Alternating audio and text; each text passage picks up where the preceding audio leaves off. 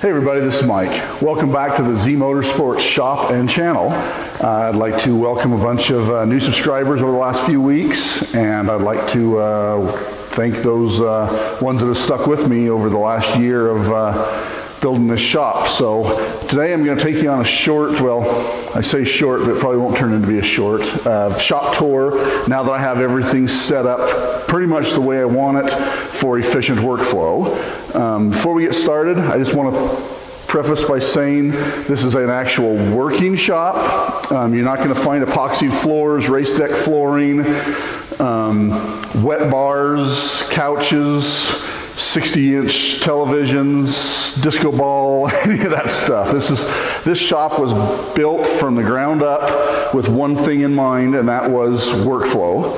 So those that followed along kind of know a little bit about my history. I'm a mechanic by trade who learned how to weld, fabricate, and machine. I'm not a machinist. I'm not a full-blown welder.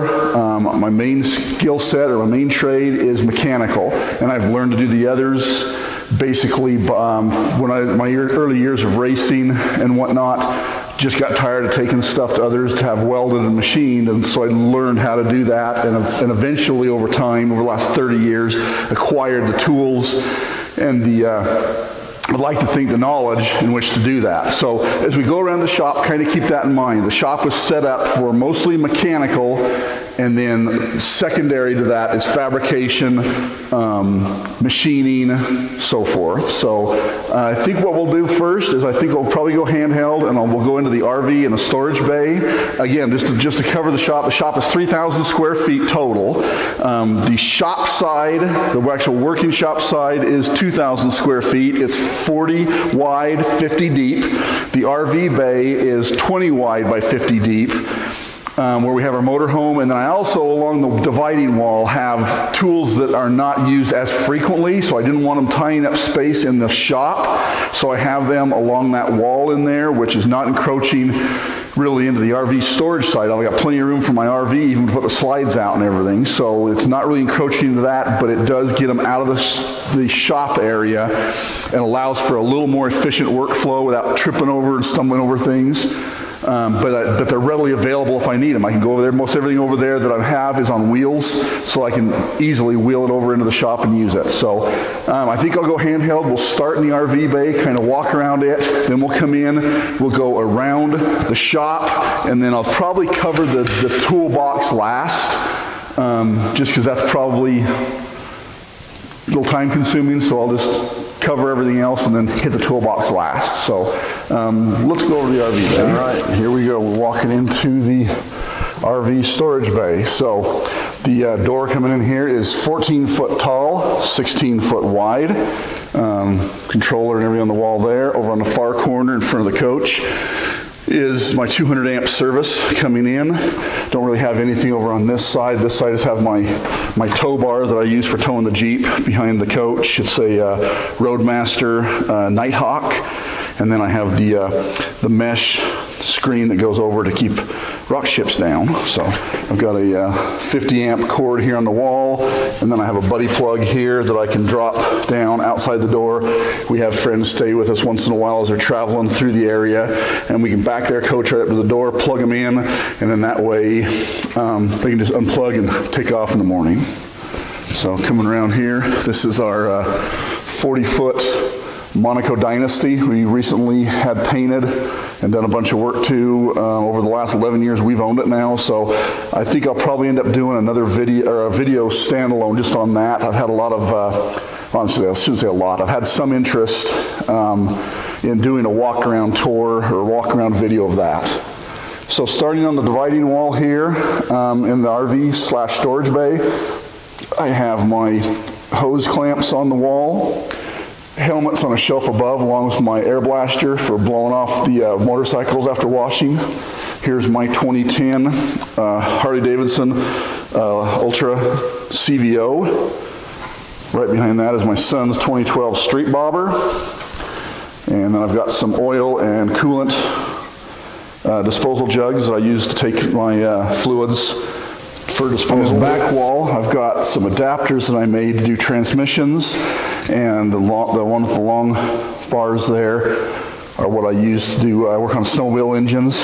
And my old shop, I had a flat plate bolted to my workbench that had the round tube coming off, very similar to the old OTC style of transmission fixture, but I made my own and just bent up and machined the adapters for the transmissions. When I built this shop, in the end of my my workbenches, I put some receiver tube, so I can actually just slide this into those receiver tubes, lock them down, and then I can put my adapters into here and lock them down, and basically do the same thing. Be able to pivot the transmission around for either putting all your drivetrain, your gear train down into the body or into the case, or doing valve body work. Next to that is my axle stand that I did a full video on here not too long ago, where I built that goes onto my engine, bolts onto my engine, geared head engine stand, and then the arms just slide on and kind of act as a cradle to hold the axle. Below that I've got my 2 Napa floor jacks, 3.5 ton and a 2 ton low profile. Then I've got a hand cart along with my collapsible cherry picker engine hoist, floor transmission jack, I believe that's a Napa as well, and then my geared head engine stand. Here's my fairly new addition to the shop, is a steel RB600 pressure washer. Fantastic pressure washer, love that thing. I've only used it probably 5 or 6 times so far, but man, it's nice. 10 ton floor jack. Laying on top of it there is my tubing notcher that I had bolted at my last shop, and I have not quite decided what I'm going to do with it yet here. What I'm more than likely going to do is build another adapter on receiver tubing, similar to my transmission adapters, so I can either use it on my fabrication table or at one of my other benches. So this will more than likely be going away, and I'll build a small adapter. Right behind that is my Mittler Brothers bead roller. With some tube, some small round stock in the back there. And then I've got my transmission jack for working on the 2-post lift. Next to that I have a 22/50 ton air over hydraulic bottle jack. Next to that is my JD squared Model 2 tube bender. I've got dies that go from 1/2 inch up to 2 inch. Up to 2 inch. So 1/2 inch up to inch, and then I go 1 1/4, 1 1/2, 1 3/4, and 2 inch. And I converted it over to hydraulic, air over hydraulic, probably 8 so years ago, and that's when I took it off the floor. I had it mounted by my notcher to the floor of my other shop when it was manual, and I put it on this cart, fabricated the cart for it. Let's see, in front of that is my Cycle Pro motorcycle lift. I generally have this one next to my handy for working on motorcycles, but I don't have a lot of bikes coming in right now, being winter. So I just moved it over here out of the way. As bikes start rolling in, I will move this over close to the other one, so they're both in the shop. There's my Quincy air compressor. My jack stands, 20 ton ones here in the front, and then all the rest of the 6 ton Blue Point and Snap-on. There's the side adapters for my handy, and then right below it my Cycle Pro motorcycle lifts to extend them out wider for working on snowmobiles, ATVs. They make nice work tables for other items too. Small engines, a lot of times I'll put them up on there, lawn mowers and snow blowers, just so you're not crawling around on the floor. You can stand there and work more efficiently. On top of that is my Napa engine cradle. It's adjustable. It designs to go between the strut towers and cradle the engine from the top side for when you have to drop the K-member out from underneath. Airdrop here in the dual manifold in the RV storage bay, so I can check the air pressure in the tires of the coach, work on the coach, whatever back here. Right above that, I've got my K&L motorcycle engine fixture. I had that probably 15 years now, back when I was doing a lot of metric motorcycle engines. the CBRs, the GS, and the GSXRs. Okay, one of the most important things in the shop is my whiteboard. That's got all my to-do items for the time being. It's actually looking really good. It's cleaned up immensely from where I started a couple months ago. Here's my wire rack, various assortments of wire, some hoses, 10-ton Blackhawk Porta Power, and then my BFH hiding there behind it. Moving along, there's my metal storage bins. I picked these two up from the local university, their geology department, when they were remodeling it. They were full of rocks and dust and everything else. I took them all apart, cleaned them, and they work really good for storing my, we got aluminum in this half and then metal in the other, but they're like divided up into round stock, round solid, round tube, square solid, flat. So it's nice to be able to walk over and open a drawer and grab what I need. My last shop, I had things in milk crates, small drops, and the small pieces always kind of worked their way to the bottom, and then you never could find them when you needed them. So this is going to be much more efficient and less wasteful. Right above that, I have my SAE nut and bolt bin, my Dorman socket head cap screws, straight keys, and Woodruff keys. And then this is my weather pack connectors and some other odds and ends. Over here I've got some smaller assortment sets. I was working a lot of ATVs and dirt bikes. It seems like they always have the 8mm and 6mm flange bolts and nuts. So I put some sets of those together. Makuni jets when we go out tuning. I always wanted to make sure I had jets available when we went out tuning, so I've put those together. Some of this miscellaneous over here, my Zeus fasteners for fabricating and so forth. And over here, wire ties, electrical connectors, cotter keys, socket set screws, some stainless, and then some metric bolts, socket head cap screws. And over on this one is nylocks, external and internal retaining rings or snap rings, and then E-clips at the bottom. On top of that, I've got my absorbent pads, supply of absorbent pads, some other miscellaneous kits I've put together. This is kind of all my consumables area over here. There's my MK Products Model 3 aircraft positioner. I've had a couple of years now with the adapter plate and the 6-jaw on top of it. Works great for welding suspension components and so forth. Filing cabinets, just the first couple drawers are just shop records and supplies, receipts and so forth. And then over here I've just tried to get organized into, got my Rolox 3-inch, 2-inch, in the back, flat discs and regular 4.5-inch grinding discs. So just supplies in there. Next drawer down, some more Rolox, aluminum foil for building gas dams, my purge blocks that I fabricated a few years back, some solder, the protective replacement protective lenses for my welding helmets, some anti-splatter aerosol. An extension cord, another airdrop. There are a total of 10 of these airdrops. There are actually 10 airdrops total in the shop. 7 like this one plus the one in the RV bay. So in the shop here itself, I've got 7 dual manifold airdrops. I've got 1 for a hose reel by my lift, 1 over the man door coming in, and then I have an airdrop coming down supplying air for mine and my son's milling machines, coming right between them. Here's my Bailey BS 210 mitering head horizontal bandsaw. Great saw. I've been very happy with it so far. I've had it a little over 2 years now. It's cut a lot of metal already. I like this because you release the lever down here and the head actually pivots, just like it says, mitering head, rather than most of your other ones. I had a Jet. It was a Taiwanese made Jet, but it was a Jet 6x12 before, and the work had to pivot, and it was just a little more cumbersome, and so I upgraded to this one. My grinder rack that I brought from my other shop that I had on the wall. It's got all my angle grinders. I don't use grinders a lot. I try not to have to grind my welds, but this is usually used for prep. Oxyacetylene setup.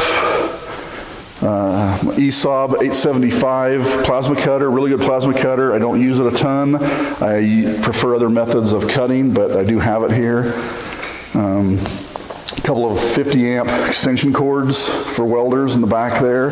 Here's my CK Worldwide Flex Lock 230 liquid cooled torch.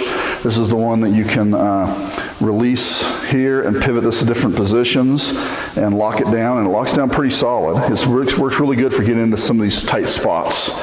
My welding helmet's on the wall behind.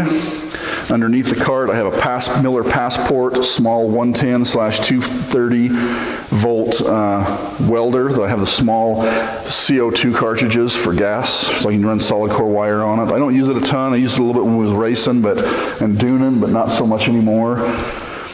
When we go jeeping, I'd always throw it in the enclosed trailer, but since I don't have my enclosed trailer anymore, I'd very seldom even take it out from under the stand there.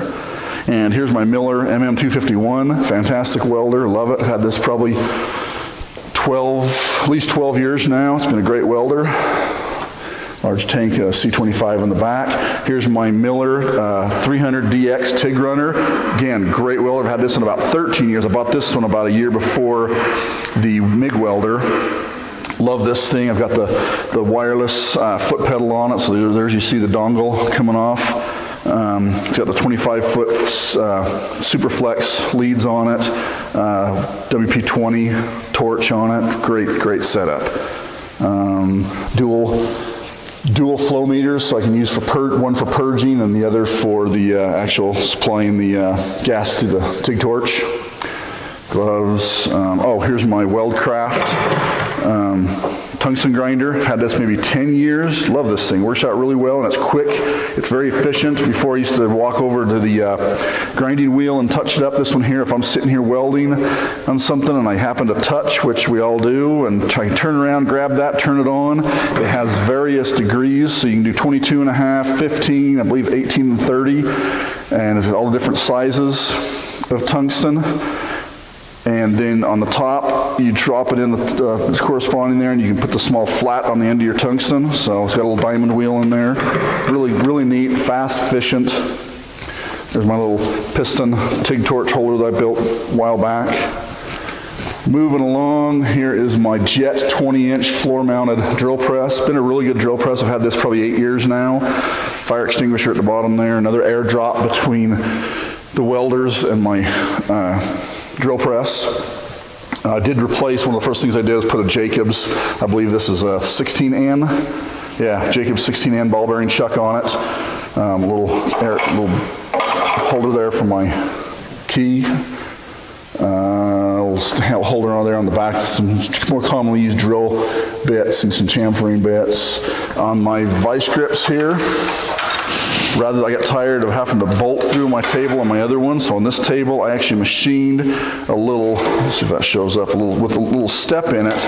These slide in, and then you can clamp, and it locks at an angle very securely, so very efficient, very fast, and not have to bolt down through. Moving right along, here's my Birmingham Kb 45. It's a, I believe it's a 19 or let's call it a 20-inch, 19.7/8 throat on it.